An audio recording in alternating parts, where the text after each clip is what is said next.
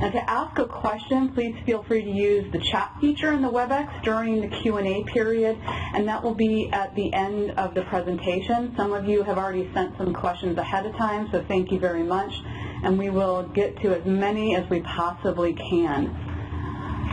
All right. In addition, I wanted to thank two individuals who are joining us tonight, giving us their great expertise. First, Jason Sampson, who is an attorney at Faegre, Baker & Daniels Healthcare in the FDA practice. He's a former FDA Associate Chief Counsel to the U.S. Drug Administration, and he brings direct insight into the FDA's regulatory and investigation process. Jason's diverse legal and public health backgrounds, including serving as an Assistant Attorney General for the Maryland Attorney General's Office, in the Maryland Department of Health and Mental Hygiene and the Mental Health Care Commission and the Mental Health Care Community Health Resources Commission, as serving as faculty at Johns Hopkins University of Public Health.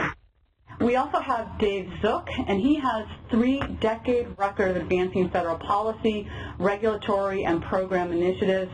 Prior to joining Faegre, Baker & Daniels, Dave served on staff of 3 members of Congress in the U.S. House Appropriations Committee, and today he leads a firm's government agency and consulting services bureau.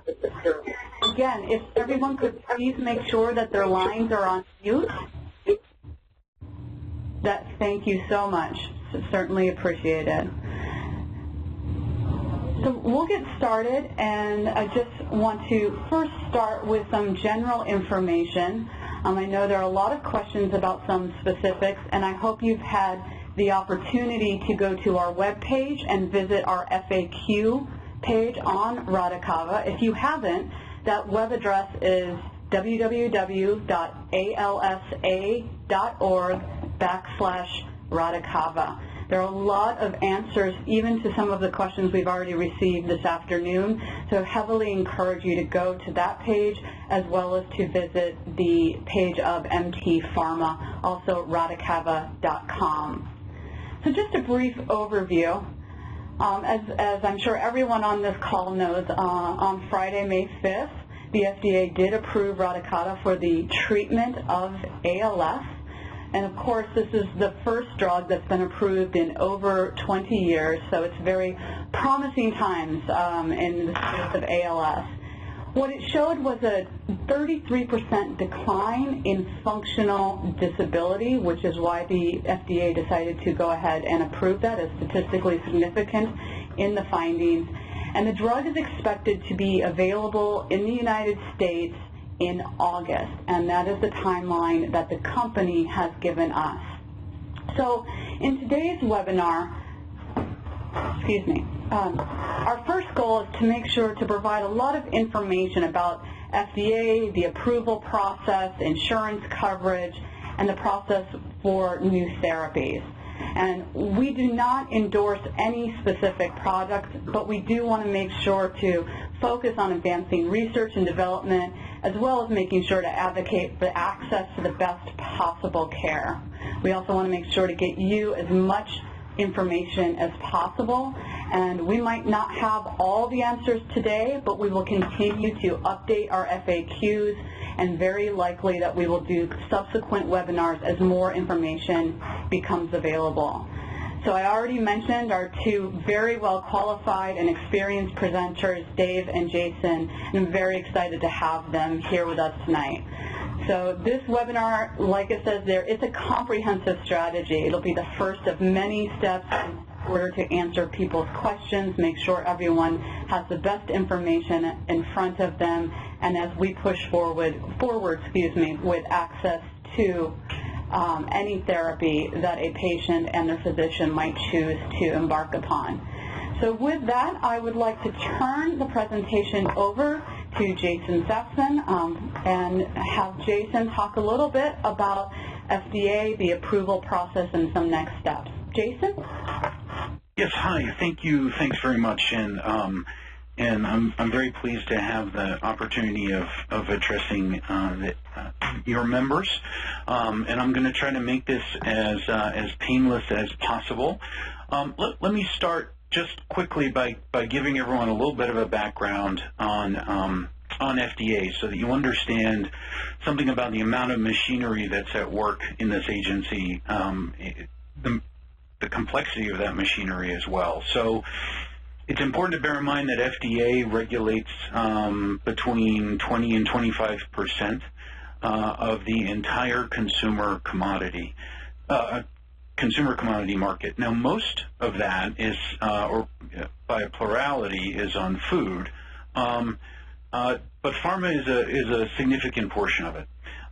The agency historically, FDA historically, is actually an enforcement agency, originally designed to deal with the problems of adulterated and therefore potentially dangerous drugs and food, going back approximately 75 years. And so when we think about the agency, when we think about its work reviewing drugs, approving drugs, it's important to bear in mind that typically the agency is always concerned about potential danger signals, which I think one of the interesting features of the approval of Radicava is that clearly FDA seemed to feel that that this therapy was sufficiently important that it was going to allow the product to get to market without jumping over some of the hurdles that typically the agency would require for a new drug product. So that's significant given the agency's history. Interestingly, they have their own little police force inside FDA. I mention that just because it's a curious fact. And you can see that as of 2015, the agency was planning to have somewhere around 17,000 employees. Of all of the employees in the agency, those who work at the Center for Drug Evaluation and Research are the most numerous. They're second only to the Office of Regulatory Affairs and FDA, who actually police drugs. Okay, so hopefully you're hearing me. Let's go ahead and move on to the next slide. So really quickly, it's a complicated organization. It's divided into 4 main chunks, and then each of those, and they appear in gold on this slide. Each of those 4 main chunks is further divided into different centers.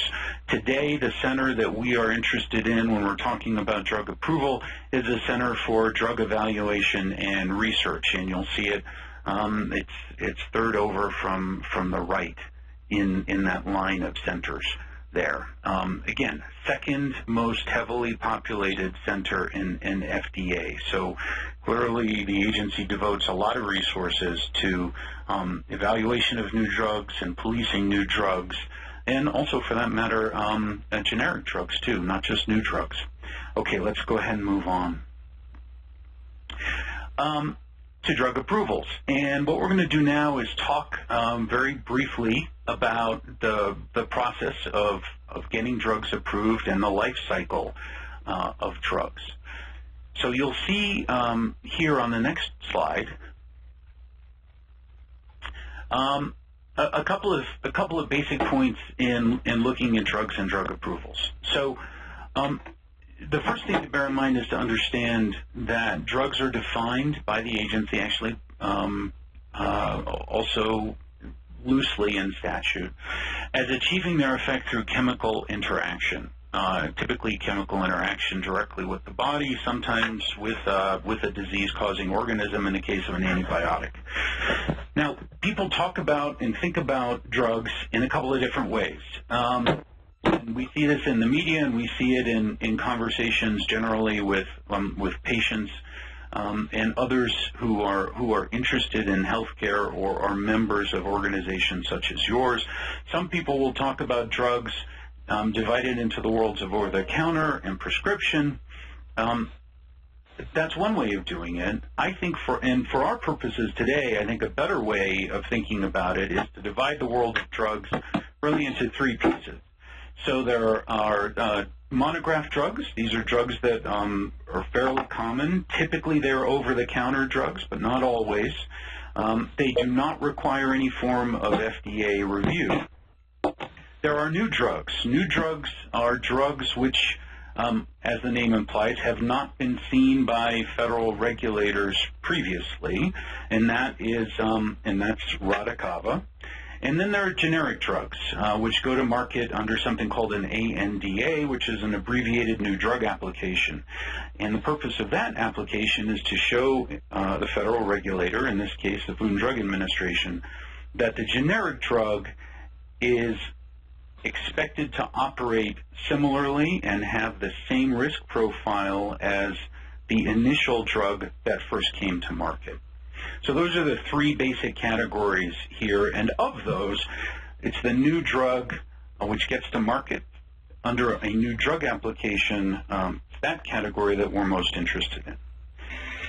So if we can have the next slide.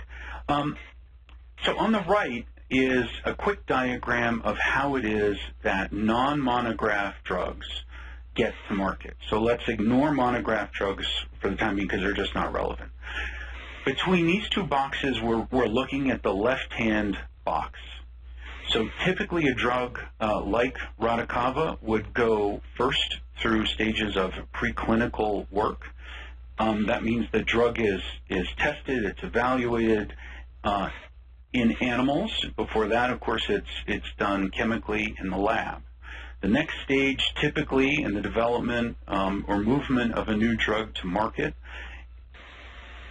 is when the company undertakes clinical trials. That's done under something called an investigational new drug application, and that's where the drug is actually studied over in a number of different ways to see how it performs in actual patients. It starts small, where the drug's action in patients is observed for purposes of determining safety, and then as the trials get larger across this phasing process, more and more patients are included, and the agency becomes more interested in the efficacy of the product. Now, this entire process typically it takes in the order of several hundred millions of dollars, and generally is around 10 years.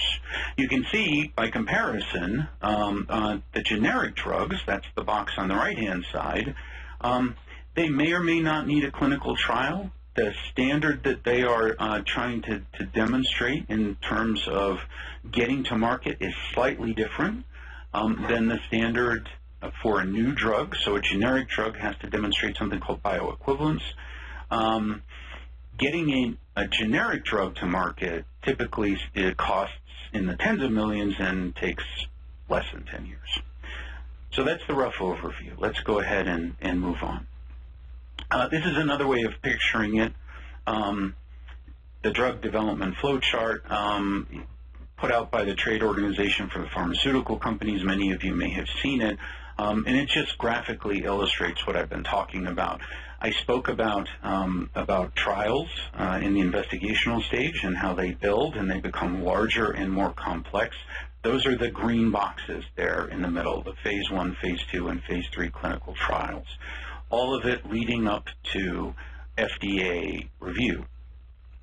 Now, once FDA reviews a new drug application like Radicava and approves it, it also has the opportunity to impose certain conditions on that product and after it is in the market. And we're going to talk about those for Radicava here in a minute. So let's move on. Okay. There are a couple of things here that are important to focus on when we think not just about Radicava, but on all drugs. So the first is there are different parts of an approval. It's not just that the drug can go to market, it's that the drug has to meet certain types of conditions. It has to be approved in certain populations. It has to be approved in a certain dosage form, at a certain dosage level. It is approved for specific indications. So FDA will say to a drug sponsor, yes, you can market this drug as long as you market for the following, for the treatment of the following condition in the way that you have agreed. Now, FDA approves everything in the label of a drug. It looks at the drug insert, which is the pamphlet that you get inside a box when you take your medication home, whether it's, well, specifically when it's an OTC product, over-the-counter product. And it also appears in the box so that a physician or a pharmacist can look at it if it's prescription only. The agency looks at every word and massages those words and talks with the drug sponsor back and forth. Part of the reason that it does that is because FDA approves a drug in a specific population for a specific purpose. And usage of that drug outside of that population and outside of that purpose is considered off-label usage. Now, a doctor or a physician can prescribe and use any drug in any way for any person or condition that he or she sees fit. And the only thing that prevents a physician from doing that is the standard of care. FDA has no voice in how individual physicians prescribe and use drugs. What FDA cares about is how manufacturers market drugs and distribute drugs.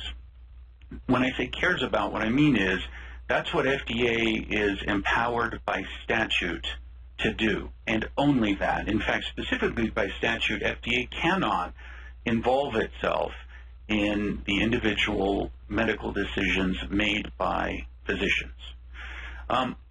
Okay, so second point related to off-label use. It's important to remember that notwithstanding the fact that physicians can prescribe any drug for anything to any person, and FDA doesn't have a voice in that, it does not mean that health insurance companies and programs don't have a voice. So whenever a patient is receiving a product off-label, there's always the possibility that that product will not be covered. Let's move on. So essentially, once the drug is approved, it gets an NDC number, a National Drug Code number. The manufacturer can begin to produce the drug. And as the manufacturer is producing the drug, and usually before, questions of reimbursement arise. And it's obviously important both to the company that's sponsoring the drug and to the physicians who prescribe the drug to understand, and to patients, will it be reimbursed, how will it be reimbursed, et cetera. Both the question of reimbursement and the process of bringing a new drug to market, physically manufacturing the drug, can take time. On the manufacturing side, you can have shortages in ingredients. This happens a lot with biologic drugs. On the coding side, it can be difficult for insurance companies to arrive at a determination that they're going to cover a drug, and if so, how much they're going to pay for it. So those are practical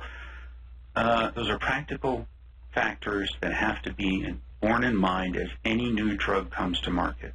Okay, let's move on to the next slide. Now, let's talk specifically about Radicava, which is the trade name for the drug that contains the active pharmaceutical ingredient, which is known as the, quote, API, end quote, Erdavone. So first of all, Erdavone's a little bit unusual. Erdavone did not require U.S. clinical trials. Erdavone, or Radicava, is going to be coming to the U.S. market based entirely on clinical trials that were conducted in Japan. Now, I just want to give you a quick overview of what those studies looked like, so you'll have a sense of the environment in which we're dealing when we talk about this drug. The study involved about 137 patients. It lasted 6 months. There were some particular population characteristics for the Japanese patients who participated in that study. Almost all of them were living alone. All of them could still breathe easily, unassisted, and all of them had been relatively recently diagnosed with ALS, a diagnosis within 2 years. That's important because what the Japanese clinical studies tell us about safety and efficacy are messages or data or information that relates to this particular population. And what's not yet known, and we'll get to this in a minute, what FDA will be looking for is how does this drug behave when it's in a much larger number of people in the U.S. Now, one obvious difference is going to be that the population in the U.S. can be expected to be more heterogeneous, unlike that of Japan. There will also be differences in diet, so forth. All of these can contribute to a drug's success or lack thereof. The median age of the Japanese trial participants was about 60. 59% of them were male. There were patients in that trial as young as 29 and as old as 75. Now, in looking at these 137 patients, what the Japanese regulators saw and what the FDA has accepted was an improvement of roughly 3 points in quality of life or severity of symptoms on a 48-point scale. The agency approved the drug with the following indication. So the drug is for the treatment of amyotrophic lateral sclerosis. That is it. There is no statement in the drug labeling about its ability to prolong life. It is simply that general indication, treatment of ALS. That's it. There are warnings that accompany this drug. Hypersensitivity reactions up to and including anaphylaxis have been observed. There have been sulfite reactions among the clinical trial population. There's a little bit of a gap regarding the agency's understanding of hypersensitivity reactions because those kinds of events were reported spontaneously from the field once the drug was released. And so consequently, the agency is not sure, FDA isn't sure whether or not there's a causality link to the actual drug because those reactions were not observed under controlled conditions. So that's something that FDA is going to continue to be interested in. Now, overall, compared to the control group, the group of study participants who were not given this drug, there was a roughly 2 to 6% increase in the number of patients in the study group or the trial group, that is, those patients who were actually given the drug, across common adverse reactions. The most common adverse reactions involve bruising, problems with walking, and headache. Let's talk a little bit about what's going to happen to this drug once it's actually out there and in the market. Now, I mentioned before that sometimes in a phase 5, a post-market phase, the agency will impose conditions on a company offering a drug to market under which the company will have to perform additional clinical study in an effort to try to gather data that will address concerns identified by FDA that could not be fully resolved prior to the drug's approval for marketing.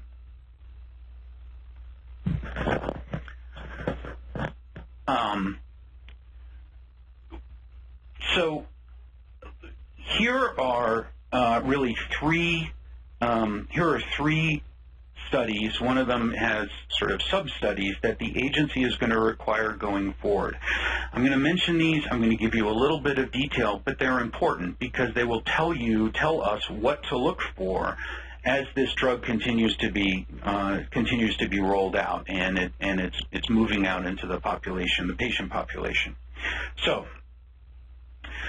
the agency continues to have some concern that it doesn't have enough data to evaluate potential carcinogenicity in this product. So it's requiring that the company perform a mouse study and look for cancer in laboratory mice who are administered the drug. That study won't be completed until November of 2020.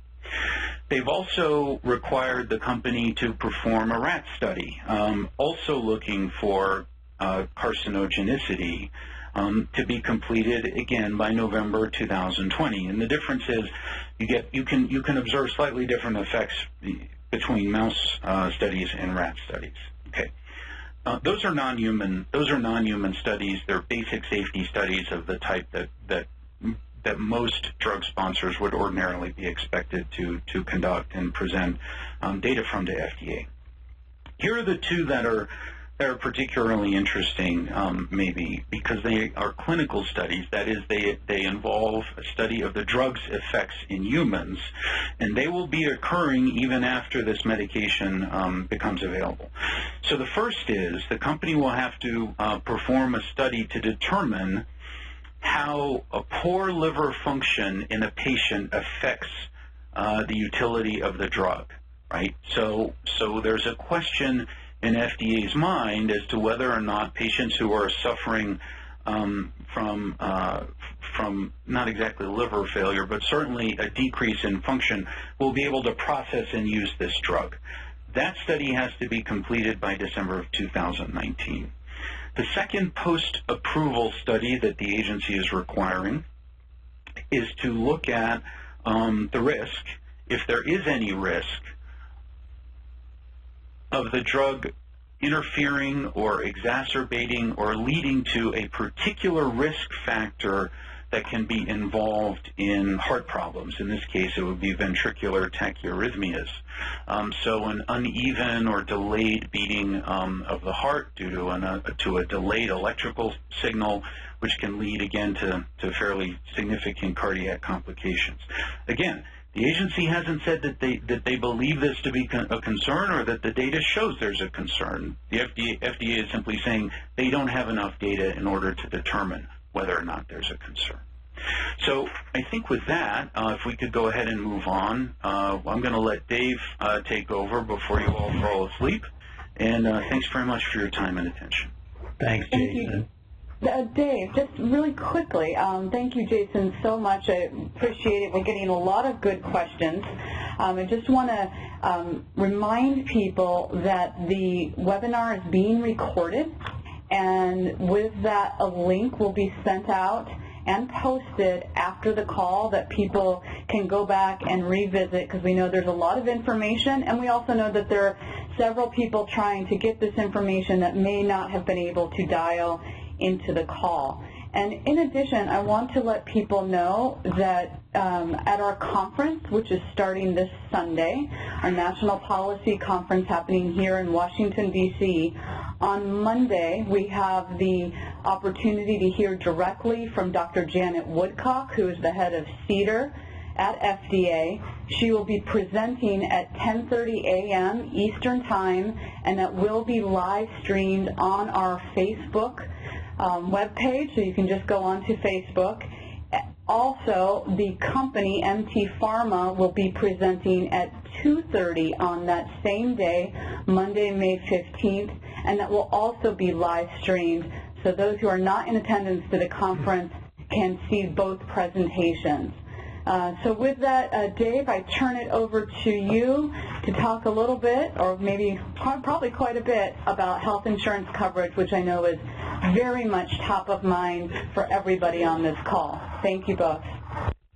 Well, thanks very much, Colleen and Jason. That was a great setup, really, for discussion of the health insurance coverage for Radicava and for newly approved drugs more generally. What I'm going to try to do, and it's exciting to hear that Dr. Woodcock will be with the community next week and really can talk at length about the process here and the work that they've done, the way they've accelerated the approval of this product and what that means for the community. What I'm going to try to do also is to really speak in general terms about how the insurance coverage process works. I'll dive in a little bit into various forms of insurance, but recognize that we are in an evolving situation with a newly approved drug. There's some precedents that we can lean on, I think, for understanding how that might work, but some of it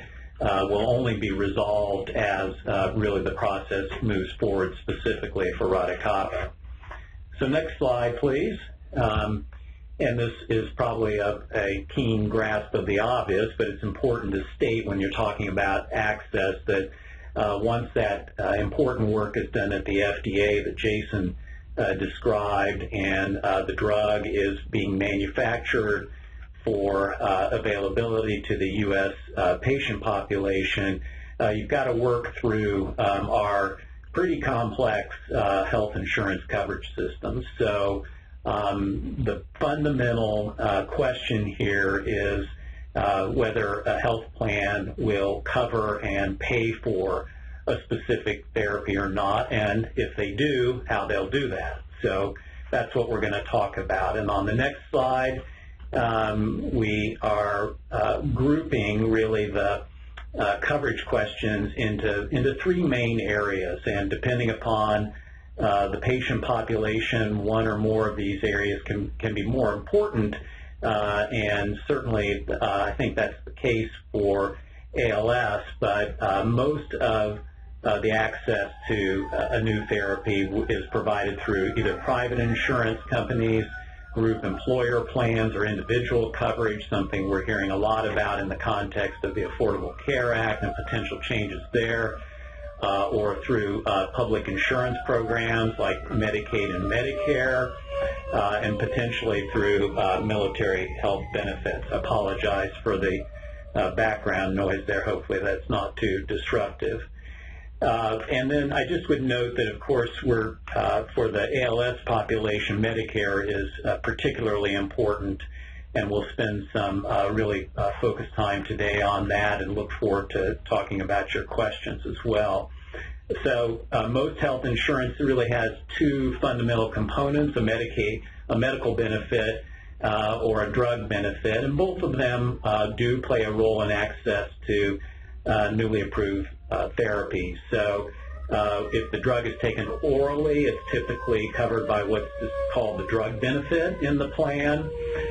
If it's injected or infused, it's generally part of the medical benefit, which means that it's delivered in connection with other medical services, typically a physician office visit or another clinical context. And Radicava falls into this category as an infused drug. The third area would be self-injected therapies, which, depending on the design of the plan, actually can be in either of these plan design components. So, but we're focused here primarily on how infused drugs can be covered, and that means the medical benefit is most important.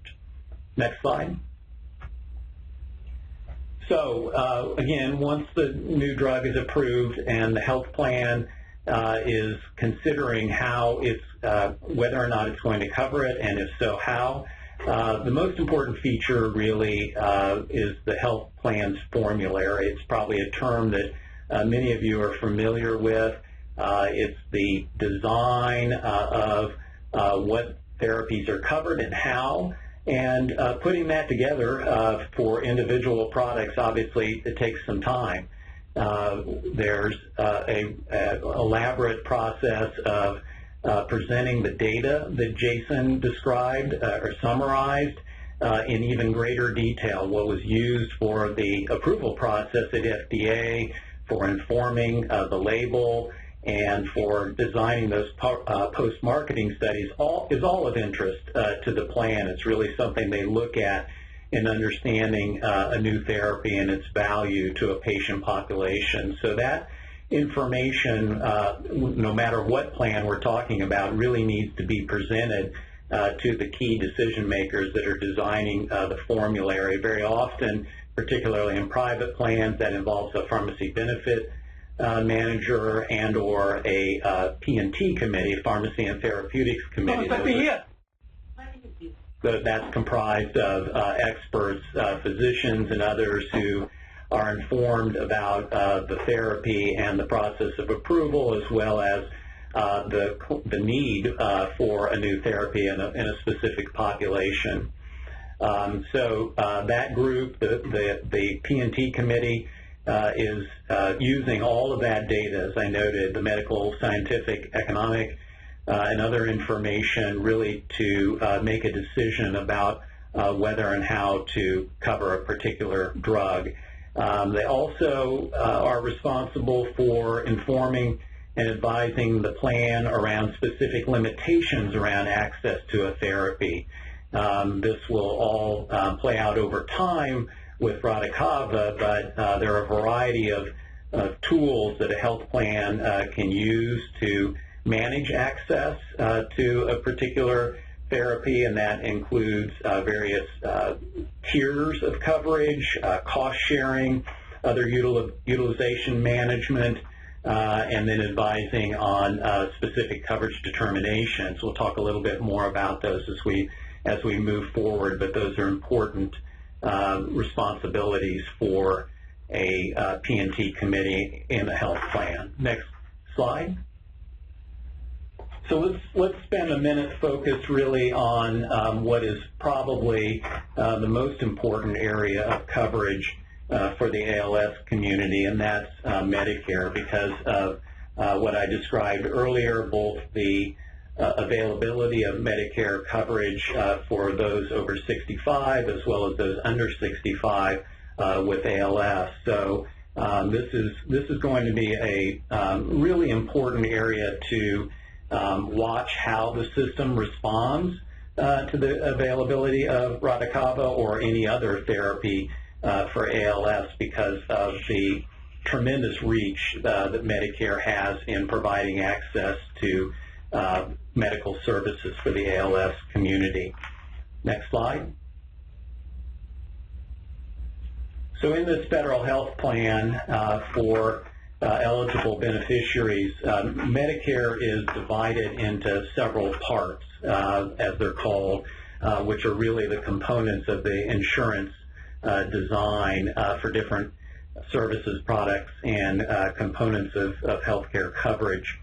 The most important part of Medicare for our discussion today is what's referred to as Part B, and that's the area that typically covers and reimburses for infused therapies like Radicava given by a licensed provider when it's an FDA-approved drug and indication, when the provider makes the determination that it's reasonable and necessary to use that drug for treatment of an individual, and when it's not usually self-administered. And that is, I think, the category that Radicava is most likely to fall into for most patients, at least in the near term, based on the information that we have.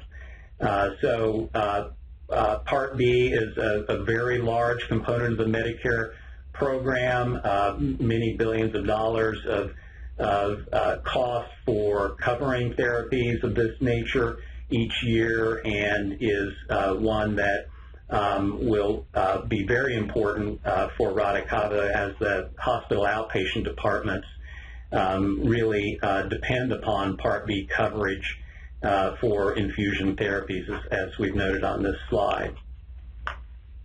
Next slide.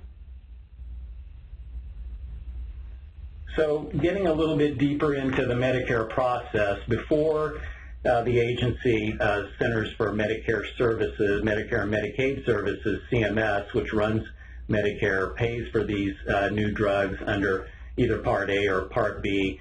They very often require what's called a new coverage determination, or NCD, and these can be done on a couple of levels, either nationwide or regionally.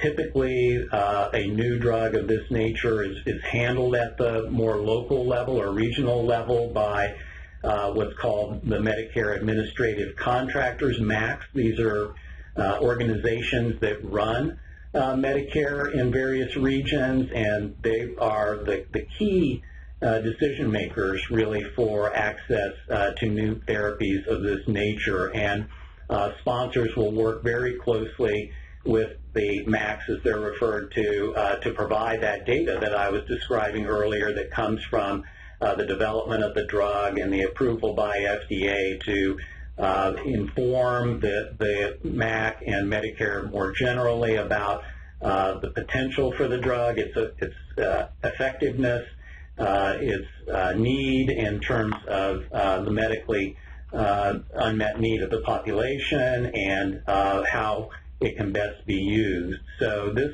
is a process that's underway almost immediately. How long it takes is a little bit of really a bit of a guessing game at this point. I think that given the unmet medical need in ALS, the fact, as Colin Nee pointed out earlier, that this is the first new therapy indicated in over 2 decades, and the good results really from the trials that were informing the FDA decision, it's likely to happen very quickly. There are some steps that are required for coding that have a cycle to them, an annual cycle that may be important here, but in speaking to a number of medical directors, both at MACs and with health plans, their impression was that the data was strong and that the MACs under Medicare would be able to move forward, and hopefully the same is true in other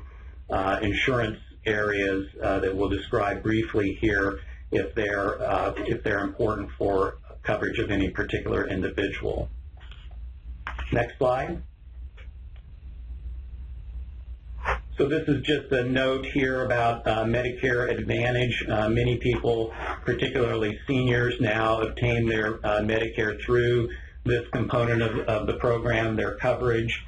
And the most important detail here is that the Part B rules that I was just describing are really used by the Medicare Advantage plans for drugs of this nature, infused therapies, and they generally will cover them, and they'll closely follow, of course, the label and the indication as it was approved by the FDA. But some of you may participate in Medicare Advantage, and we wanted to make sure that you are aware of that feature. Next slide. So I'll spend just a couple of minutes on both private insurance and Medicaid to fill out the picture here. Again, they operate in a pretty similar way. What we wanted to note about private insurance is that any policy might have specific exclusions and not cover some types of care, and this is something that you have to understand very carefully about your particular plan, specifically whether you have drug coverage. In most cases you will, but again, back to the formulary and what is covered and what is not, or how is it covered, is very important here. And these are the decisions that will be developing across the insurance landscape as any new product comes to market, and the company meets with plans to move this product forward. As I noted on a prior slide, the Medicare decision-making can be very important for influencing this part of the market. So if we have good results in Medicare Part B in terms of access to a new therapy, we can expect that that will be influential with the private insurance market as well. Next slide. I noted this earlier, but even when you have a drug on a formulary, it can often be subjected to various ways to manage the access to that therapy and the cost to the insurance program. So these are generally referred to as utilization management tools, like preferred drug lists, and they can be structured with different requirements for the plan participants, higher co-pays or co-insurance requirements, requiring prior authorization from the plan before you can receive the therapy, or various limits on quantities, and even what's referred to as step therapy, which means taking another drug, failing that drug before going to this one. Many of these are not going to be as relevant, we believe, to Radicava as it enters the marketplace because of its nature and the unmet medical need, but it is important to be aware of these tools because they're increasingly cropping up even in orphan drugs, and very special populations, particularly with higher cost therapies, so something to keep our eye on. Next slide. And the final area of insurance coverage that I'll touch on is Medicaid. As you may know, this is a program that's operated in partnership between the federal government and state governments, co-funded both by the federal government and states. And the design of that is also shared between the two. There are general requirements that are set at the federal level, but a lot of flexibility in states to design their programs to include the formularies for prescription medications. So there's a lot of variety across the country in how these work, but we believe again that with the unmet medical need, the successful navigation of the FDA process, and the strong clinical data supporting that approval, that many of the Medicaid programs, if not most, will quickly support coverage of this therapy. The proof is in the pudding. We'll see how that plays out, but because we have seen those same utilization tools increasingly used in Medicaid for that population, and they may impact access to any therapy, including this one. So we wanted to close on the next slide, which is a little bit of information about how you deal with problems in coverage. And we certainly hope that these are few and far between, but the association will be vigilant in terms of developing support for the community in the event that any of those roadblocks that I described earlier, those barriers to access, crop up, and you need to appeal the decision of health plans. And there are different rules for these across the various programs, Medicare, Medicaid, and private insurance. And of course, you have to follow those specific rules. But on the next slide, I've touched on what are really the fundamental elements of appealing if the plan makes a decision that it's either not going to cover a drug on a formulary or not cover it for a specific individual. So if it's not on the formulary, there's always a process for asking the plan for an exception. You work with your prescribing physician to describe the medical necessity and can make that appeal to the plan to make an exception. If that fails, or if there are other reasons for denial of coverage, then there's also an appeal process separately from the exception, again, working closely with your physician to make the case for a decision to provide access and coverage. And then in almost all plans, there's also a mechanism for really going outside the plan for an independent decision for an external review of some type, and with Medicare specifically, since that's so important to us, that can include a legal review. So with that, I think, Colleen, I'll turn back to you for the question period, and look forward to further discussion with the group. Great. Thank you, Dave, and thank you, Jason, very much. I know it's a complicated web, and you did a great job trying to at least make it somewhat more clear. So we already have several questions, and if you do have a question, again, please chat that to us, and we have a running list here. So I'm going to ask Dave to kind of stay on some of the things that you've already been discussing. And one question that we've received several times is around VA coverage. So Dave, do you mind speaking to that a little bit? Well, I'd be happy to. I mean, the VA has a very robust program for covering both active duty and retired members of the military, and that plan operates in a fairly similar way to what I've described in terms of other health insurance.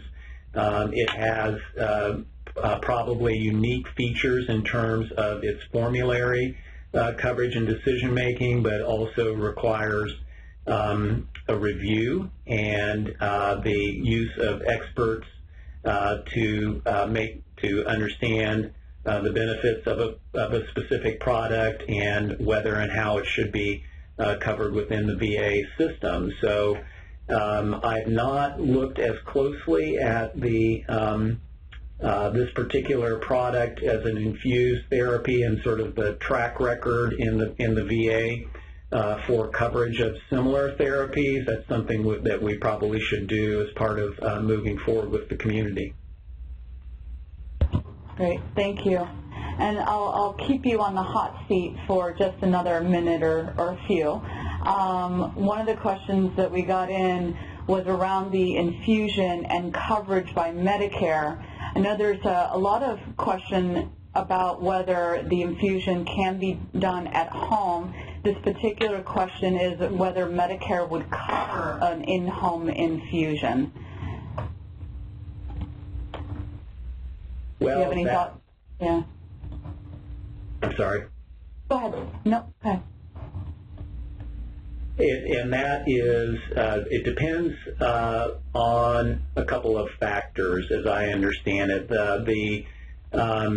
So outpatient therapies are covered by Medicare through its Part D program, either independently in Part D or as part of a Medicare Advantage program, as I described earlier. And so it will depend then on the decisions that are made in those formularies about coverage of a new product. So just as I described in terms of how the sponsor will move a product forward in the Part B context, there will be a similar effort, I presume, for this therapy with Part D if necessary, if the means of administration moves to home-based infusion. Great, thank you. And I think that helps to answer other questions around whether the infusion can be taken at home. That is really in the discretion of the payer, and it's not indicated on the label. So I think we have a couple of more coverage questions here. Colony. Yeah. I think people are having a hard time hearing, so you're going to want to make sure you're speaking closer. Okay. All right. Okay. Sorry if people can't hear me. I'll do my best to speak up. So the one question, where did it go?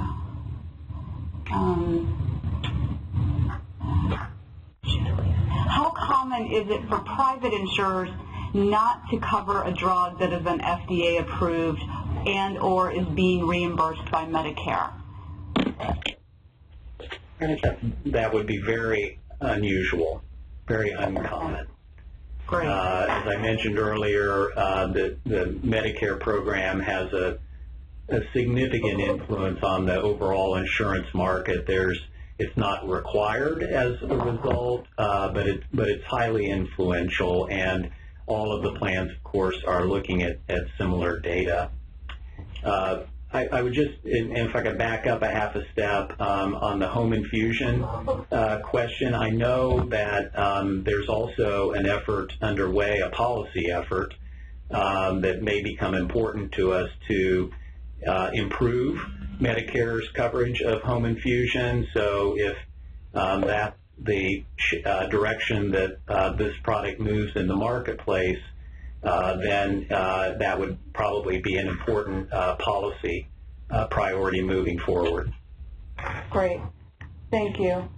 And we have several questions around the cost of the drug and whether there will be financial assistance. So what I'll say to that is if you, again, could go to our website and we have our FAQs, there's a lot of information in regard to what the company is doing in order to make the drug accessible and affordable. Obviously, everyone's awaiting coverage decisions from payers. In the meantime, the company has developed what they call a searchlight program, which will help with patient navigation, also coverage, and another program which is called a bridge program.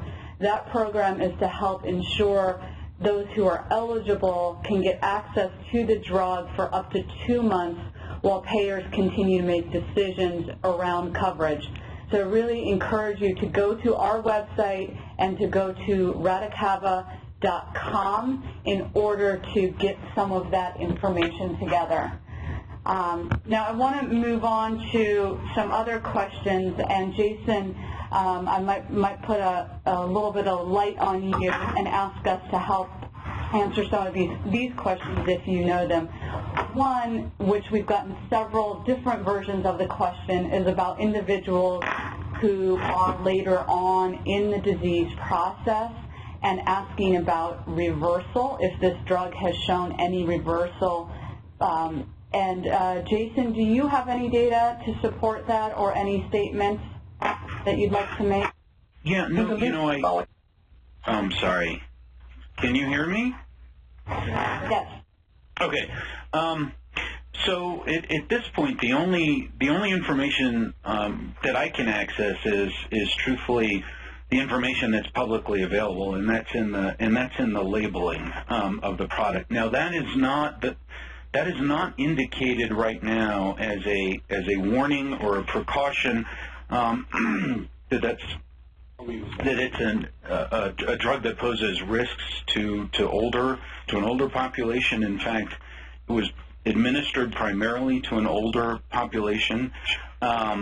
Reversal data would, I think, probably require a longer study than has been completed. It was a 6-month study only in Japan, and that is the only clinical work that we have in humans. But I imagine that Dr. Woodcock, or Janet Woodcock, and I actually don't think she has a PhD, and the company will be able to speak to that certainly with authority when you have the chance to get them on the line. Great, thank you. And I can tell you from our conversations, we haven't seen any of that data as well, and I would agree it was not a long study. So, and Jason, another point that would be helpful, we've gotten a lot of questions around one of the side effects around gait, and I know that was an adverse event reporting that happened, that was reported in response to the study. I'm not sure that it was causative. Do you have any background or any information that would show one way or another about gait? So I believe that a gait disturbance, in the language of the study, it would be impaired gait. Showed up in approximately 13% of the trial group. So in other words, of those people participating in the study who were also given Radicava, about 13% suffered some sort of gait impairment. Now, interestingly, about 9% of people who participated in the study who did not receive the drug also showed some sort of gait disturbance. Now, I think probably that differential was considered statistically significant based on the fact that it is being reported as a finding. But statistical significance really only tells us that we would not expect there to be a difference between those two groups of people. In other words, the people taking the drug who experienced gait disturbance at a rate of 13%, and those who did not get the drug who experienced a gait disturbance or impairment of 9%. We would not expect that purely to occur purely as a result of chance. But how strong the conclusion can be that's drawn from that difference is again, it's something that I would be very interested in hearing from the company on. Thank you. So we've had a couple more questions come in around coverage and asking if you are uninsured, what would happen. And I can, excuse me, sorry. And I can tell you that for an uninsured, there is also a patient assistance program through the company as well. And I'll throw this next question out to either you or Dave, whoever wants to jump in. At what point should a patient start pursuing medication as it's not yet available in the United States? Should a patient start that process now? And can we add any more specific data for that criteria? So do either of you have any feedback on when a patient and their physicians should start having the conversation if this particular therapy is appropriate for them and they need to start that pursuit? Dave, why don't you go ahead? I don't see any reason to delay having that conversation with your medical provider. It's information that's, as Jason noted, publicly available, and you can start to make an informed decision with your physician about whether it's the right approach for a specific patient. Thank you. And we have a lot of questions in regard to when is an appropriate time. How far along do you need to be or not be in order to start this therapy? So again, the label is a wide label, meaning it's for the treatment of ALS, and that decision really needs to be between you and your physician. So we encourage you to have that conversation with your physician to see if this is an appropriate treatment for you and make that decision together. But it is for the treatment of ALS. Do either of you have anything to add to that? This is Jason. This should not really be something that any patient has to think about. But one of the points maybe to remember, and that maybe the physician will consider, is the fact that the results were achieved in a study population that had only been diagnosed with ALS within the last couple of years. So it's not entirely clear. We don't have good data on whether that actually matters or doesn't matter, and that's probably something worth asking a clinician about. Okay. Thank you. Do you have anything else on that? No, nothing else to add. Thank you. Okay, thank you. So we've had a few questions around meeting the needs or meeting the demands of the actual product, and is there any concern that there may or may not be enough drug to meet that need? So that too is a conversation with the company directly. I will tell you that the association has had conversations with representatives from MT Pharma. They have already started to increase that production and what they call at-risk production prior to FDA approval, and I believe they feel confident that they will meet the need and the demand, but I will look to them to speak to that at our conference this coming week. And let's see, what else do we have?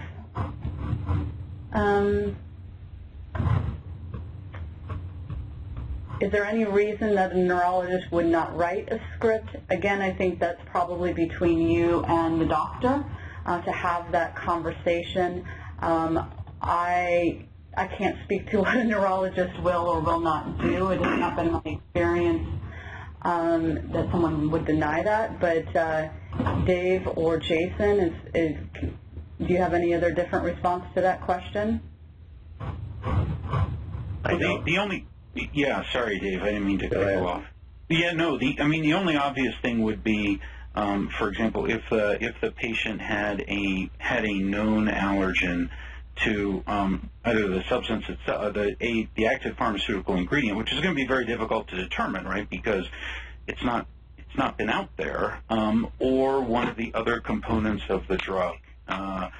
So that I think those would be the only reasons. There's obviously concern in population where or with a patient who is pregnant. But again, we all keep going back to this. That's something that the individual clinician is going to have to evaluate. Right. Thank you. And we did have a follow-up question to that, which is, does it have to be prescribed by a neurologist or the family doctor prescribe it? I think this is something that really falls within the practice of medicine. It may well be the case that that the family doctor wouldn't want to prescribe it. I don't think, Dave, correct me if I'm wrong, I don't think that there's any particular training program that the company is required to provide to physicians in order that they prescribe this product, which might suggest that that in fact it would only be a group of specialists who are prescribing it. I don't see that in the labeling. Dave, do you know anything? I didn't see that either in the labeling or the NDA approval letter. Okay. Probably something Colin need to make sure this is part of the discussion this week as well. Great. Thank you. Just looking at our wow, you guys have great questions coming in here. Scroll down, please.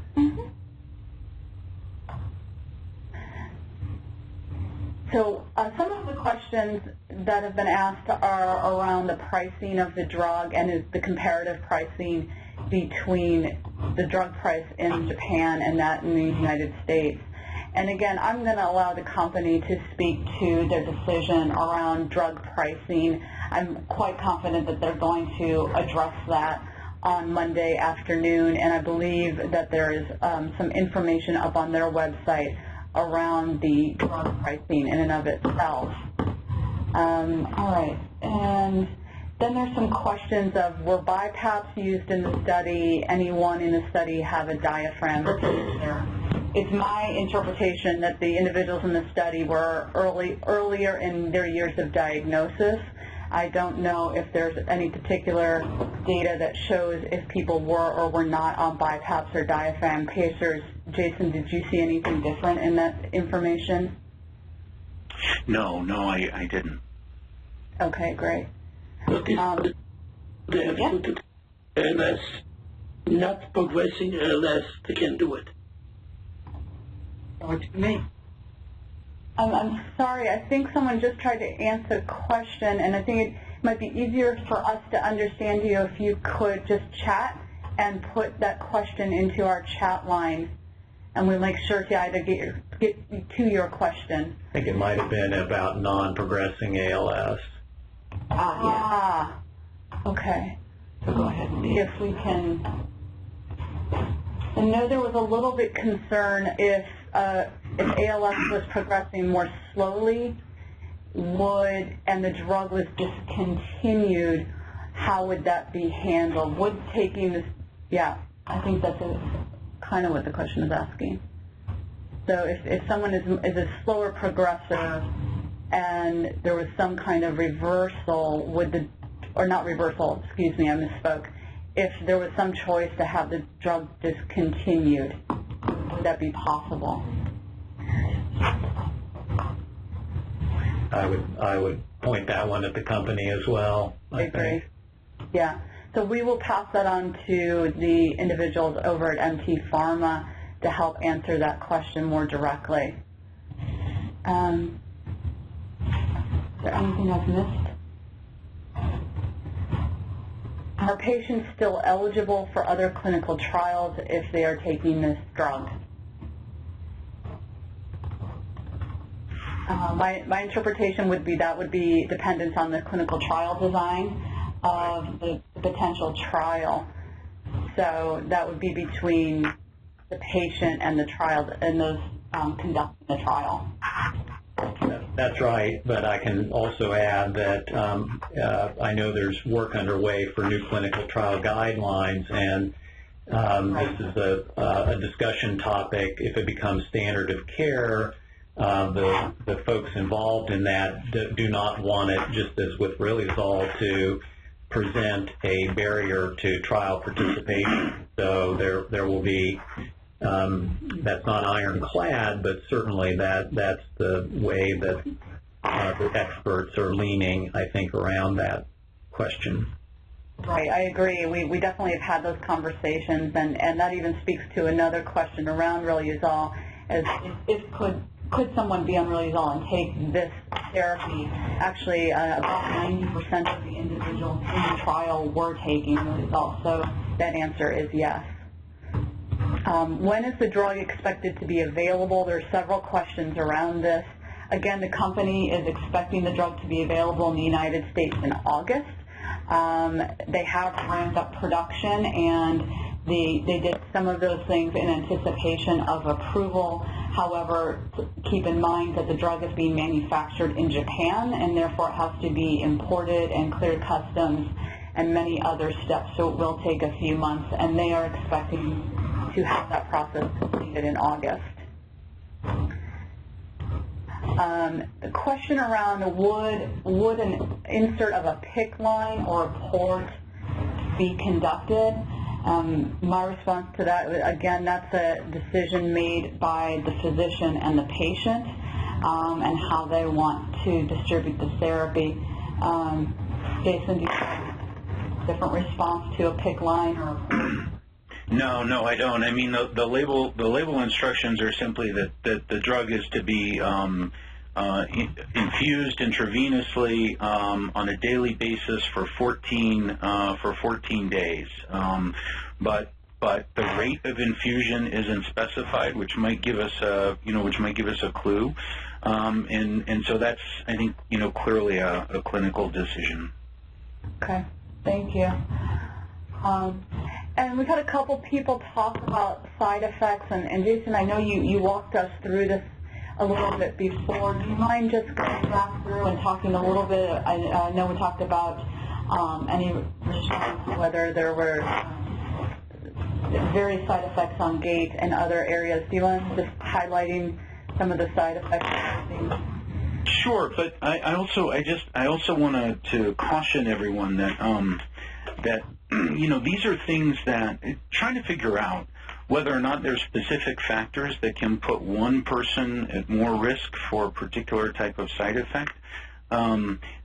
These are things that have to be discussed, carefully in a clinical setting. And the company, I think, and for that matter, FDA can probably speak. Well, I know they can speak with much greater precision on side effects. But here's the summary. And understand that, again, I'm having to base this really entirely on the approved labeling. So essentially, there are two particular warnings or precautions that the agency has chosen to call out. So the first are the hypersensitivity reactions, which can escalate to anaphylaxis. And so it will be important, presumably when a patient is first being tried on this drug, that the caregivers monitor that patient very, very closely to determine, whether or not that particular patient is going to experience a reaction. Again, not clear the degree to which that's a possibility, but it's been reported. Similarly with allergic reactions, they seem to be occurring in those who have an allergy to sulfite generally. So that's something to watch for when the drug is first administered. Now, in terms of adverse reactions, so things that happen to patients who take the drug that obviously the patients and their caregivers and loved ones would rather not happen. The greatest, the most common are easy bruising, so how easily a patient gets bruised. This gait disturbance that we talked about, so difficulty in walking or unusual motor functions during walking, and headache. There are a few others, but they start to occur at decreasing levels of frequency. So some patients in the trial experienced dermatitis, some experienced eczema, some experienced various types of respiratory distress, some experienced a condition called glycosuria, and some experienced tinea infection. Now, when we get down to those last few types of adverse reactions, we're talking about a difference of roughly 2% between the patients who took the drug and the patients who did not take the drug. So another way of looking at it is to say while it is true that more patients who took the drug experienced those side effects or those adverse events, it is not the case that only those patients who took the drug experienced those adverse events. And so, how any particular individual is going to react to the drug, whether or not that person is going to experience an adverse reaction, is difficult. And this is frankly, and just if I can just digress very briefly for a second, this is one of the most difficult things in interpreting results of study data. What a study will tell us is whether differences in outcomes are statistically significant. In other words, over a population, are the differences that we see between two groups of people, when I say population, I mean those participating in a study, are they likely to have occurred by chance? However, studies are very poor guides. In fact, they're not suitable guides to what could happen to a specific individual who happens to take the drug. And that's a really critical distinction, and that's why a careful consideration of any patient's entire medical history and status is really, it's vital, obviously, not just with this drug, but with any drug. Thank you, Jason. I think that was a really thoughtful response. Sometimes it's hard to know whether things are happening by chance or because of the drug itself. So I appreciate that. There has been quite a few questions, on data efficacy, both in phase 3 trial and what the efficacy was showing or not showing, and then questions around efficacy data available from any further study in Japan and Korea. Is there anything on that you have seen that you would like to share? Well, Dave may also have some information. I'm only aware of what's been made available or what's been reported in the press. So I know that there was a larger study, I believe, or a study certainly of longer duration that was undertaken in Japan. I think the results from that study were inconclusive.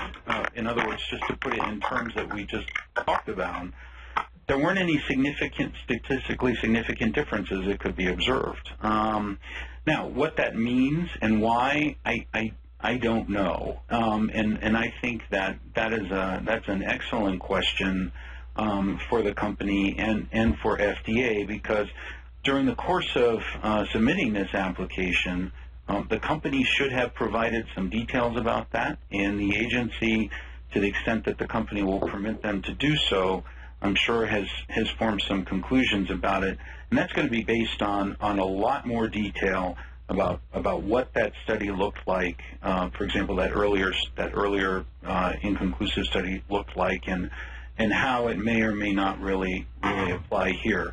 I think maybe the broadest general conclusion, though, or not a conclusion, better to say an inference that we could draw, is that it's not the magnitude of the effects for patients isn't entirely clear, and it's not the contribution of a patient's disease state. In other words, how advanced the disease is may affect the performance of the drug. That seemed to be one possible inference to be drawn, but I don't know, and I'm not qualified to speak to it. That's a question I would definitely pursue. Thank you, and I think it is a question we'll pursue. We'll actually ask our colleagues over at the company at MT Pharma to help address that, either, again, in their discussion on Monday at our conference or in some subsequent information that they can deliver, and we'll put that on our FAQs. Again, the FAQ documents that we're going to put that are on our website, we consider a living document and something that we will continue to update as we get more information. We've had several questions in different ways about the cycle of the infusions and what that schedule is. and I think one individual actually posted the infusion cycle onto the chat.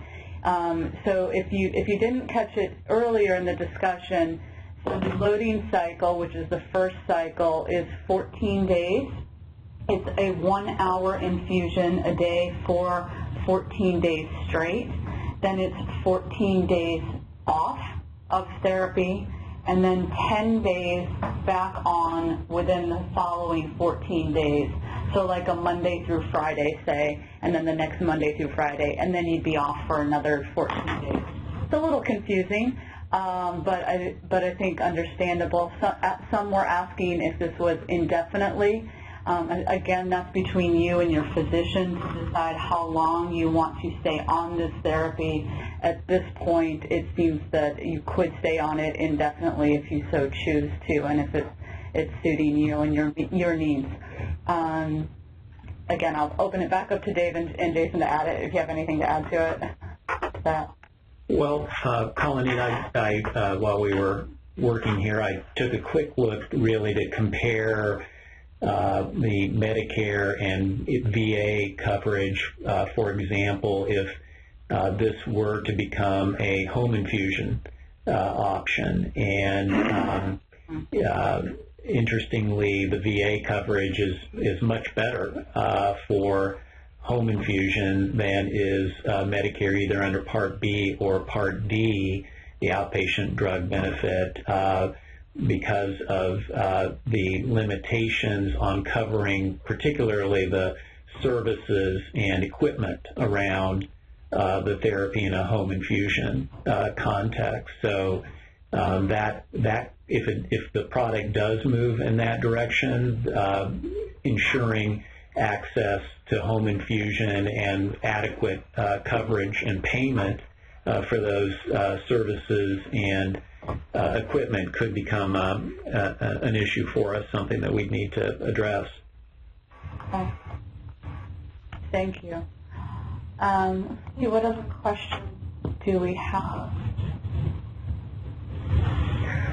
One question was, should the first infusion be done as an inpatient? Again, I think that's between you, your physician, and of course what the payer is going to cover. So that would be upon your own individual circumstance. Does it show any changes in energy? I think the changes are in the progression of functional disability. So I don't think there's any kind of data supporting any energy changes. And I don't know if you all read that any differently than I did. I did not. Okay. All right. Lauren, what else do we have here? Is the drug being used anywhere other than Japan and the United States? It's also approved for use in Korea at this point. Are reimbursement issues likely to be resolved at the same time the drug becomes available in the United States? Dave, I think you spoke to that earlier, believing that CMS, Medicare would move quickly given the unmet need in this disease state, and I know that payers will be looking to them as well, and I know the company that's why the company has created a bridge program for up to 2 months while payers continue to make coverage decisions. Do you have anything to add as to whether it would be available as the drug becomes available, coverage issues? Well, I think in Medicare in particular, that should move quickly. Again, in my informal survey of some former medical directors in those MACs, their sense was that even if a code hadn't been approved yet, that there would be a way to facilitate that. They might have an expedited code, but even without a code, they could have a temporary arrangement that would help to provide access. So that, again, the proof is in the pudding here as the product rolls out and these decisions are made. But it appeared to the folks I talked to that could happen quickly in Medicare. In the commercial plans and Medicaid, probably a little bit longer process making the decisions around the formularies and as well as whether there are any special design features they would have. All right. I was offending someone, I take it. Or somebody's dog. All right. Well, it's a good way to light things up around here. Let's see. Lauren, do we have any new questions that we haven't really hit on or addressed? No, there's a lot of questions, again, around, has the drug helped slowing, stopping, or reversing? And again, we're talking about slowing functional disability, really the points on the scale of the FRS scale that we all know very well. So that's where the drug had shown impact. And again, a lot of questions we talk about MT Pharma, America, or MT Pharma being able to answer some of our questions. We're calling these questions together to make sure that they have them available in front of them so that they can address them at the conference and in other areas as well. So let me just ask this, Connie. Yeah. Are we going to, I'm assuming that we're going to take the questions from today and add those to our FAQs. Yes. We'll take the questions from today, and as we get information to be able to answer them, we will add them to our FAQs, and we'll ask MT Pharma America to also answer those questions when they're present at the conference and as well as on their materials. So we think, and that's why I say, it's a living document. There's a lot we're all still learning as the whole situation continues. And we're going to be streaming their presentation from our advocacy conference as well as Dr. Woodcock's presentation. That's correct. So if you missed it earlier, Dr. Woodcock is going to be presenting at the National Conference on Monday, May 15th, 10:30 a.m. Eastern Time, and we're going to be live streaming that on Facebook. And then MT Pharma America is going to be presenting at 2:30 p.m. Eastern Time, and we will be live streaming that as well. We will also be posting those recordings onto our website after, so even if you can't join at those two particular times, those lectures will still be available for you to view. All right. So there's a question around PLS patients and if this is approved for use of patients who have PLS. I don't think that was the label indication, but Jason, do you want to maybe just kind of go back to that off-label discussion we were having at the beginning of the call? Yeah, sure. No, again, the labeled indication is for the treatment of ALS. That says, it's broad, but that's what it says. So within the category of treating for ALS, there's a lot of flexibility. Beyond that, the label is silent, and so again, to revisit this point, there are entities who have something to say, who have a stake and have the authority to talk about whether or not a drug can properly be used by a physician for a particular condition. But FDA is not one of them. And so it's always important to remember that, that a physician within the standard of care, in other words, within accepted medical practice, can use any drug, actually even for that matter, any medical device, for whatever purposes he or she sees fit that will benefit the patient. And so whether or not physicians ultimately decide as a matter of clinical practice that they're going to expand the use of this particular drug is something that we'll have to see. Great. All right. Well, the hour is 7:30, at least here in Washington, depending on where you are in the country or elsewhere. And again, we know that there are many people who could not join us today, either unable to dial in because we had such an overwhelming response and or weren't able to join us out of your own scheduling. Again, we will be sending out a link immediately so that individuals can listen to this call. And we will also be hosting additional webinars in the very near future, both to repeat and revisit these questions and information, but also to bring new information forward. So, and with that, because we've learned of how interested, of course, everyone is in this topic and really wants to hear more information, we will be expanding the capacity of this line so that even more individuals can join the call live. So thank you. I really want to thank Dave and Jason for taking the time and lending your expertise to this community. This is a very promising time. There's a lot of questions. We know there's some anxiety and things that people want to know, and so we are going to do our very best to get you the most accurate information as soon as we can. Some of you had sent in other questions, I believe, to our line before, so we will also call those questions together. If we haven't answered them directly, we will do our best to do so. So thank you, everyone, for joining us, and have a good night.